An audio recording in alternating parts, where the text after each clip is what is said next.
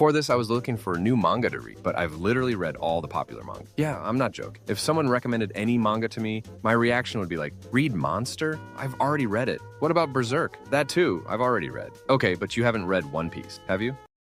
I mean, you get my point. So, I just wanted to read a manga that I hadn't read before, and obviously a manga that no one talks about. So, for this very reason, I posted on my YouTube, recommend me 30 manga, no matter what kind. Now, obviously, I got a lot of recommendations, some of which were really good, but some people's recommendations made me want to wash my eyes with acid. Like, what kind of recommendation is this, bro? Anyway, I got a lot of recommendations, but among them, I got a different one on my platform. Yeah, one of my subscribers, named No Hope, told me on Instagram, bro, read Fire Punch. It's a very unique, wholesome manga written by Tatsuki Fujimoto, the author of Chainsaw Man. You know, Chainsaw Man. Now, look, as I said in the beginning, no matter how weird the Chainsaw Man author is, you have to admit he's an amazing writer. I've read a lot of his one-shot manga, so I know. So, just because of this message, I started reading Fire Punch. And oh man, before I go further, I just want to say two things. First, you, No Hope, for recommending this to me. And second, this was depressing.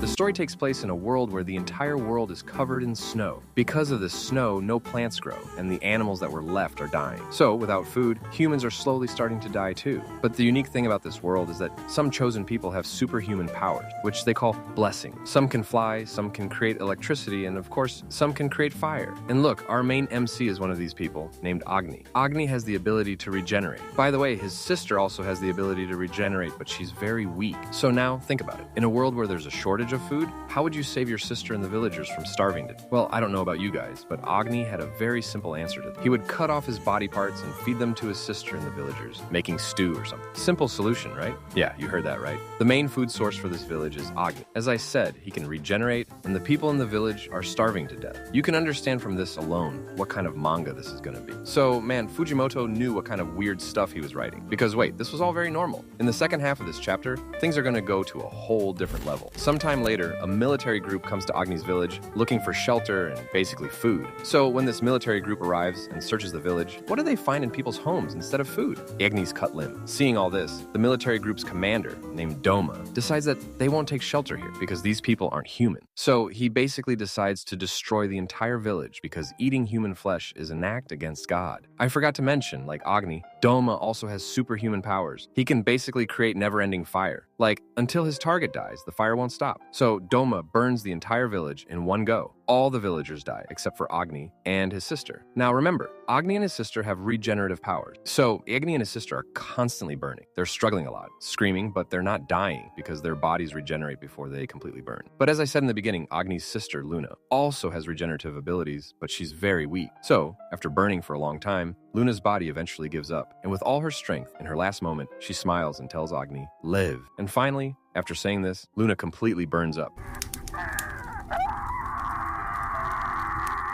Hearing Luna's words, Agni's goal is decided. Agni has decided here that he won't give up at all and will take revenge on the one who made his sister suffer so much. Days pass, but Agni can't move at all. Weeks pass, but Agni can't even scream because of his pain. A year passes, and Agni is still crying in his pain. 3 years pass, and Agni gains a little control over his pain. 5 years pass, and Agni can finally move, but he still can't breathe properly. It takes Agni a total of 8 years to gain full control over this fire and breathe properly. And as soon as Agni gains control over his fire, the first thing he does is make a fist and finally sets out on his mission. Wild. Now, a lot of people might be thinking, okay, he gained control over his fire, so now everything must closer to normal, right? No. Remember, Doma's fire is never ending. So, until Agni completely dies, this fire won't stop. So, even after 8 years, Agni's entire body is still covered in fire, but he's finally learned to endure his pain. I know this might not sound that insane to read, but just think about it. When your finger gets burned by a matchbox while cooking, how much pain do you feel? Many people put water on it, apply toothpaste, and some even go to the doctor. But Agni endured this for 8 years. He was in pain for 8 years. Obviously, he could have given up, but because of his sister and his revenge, Agni didn't give up and endured all that pain. Fujimoto, I just have one question, bro. Is everything okay in your life? Seriously, how can someone traumatize a character so much? And yeah, once again, from the bottom of my heart,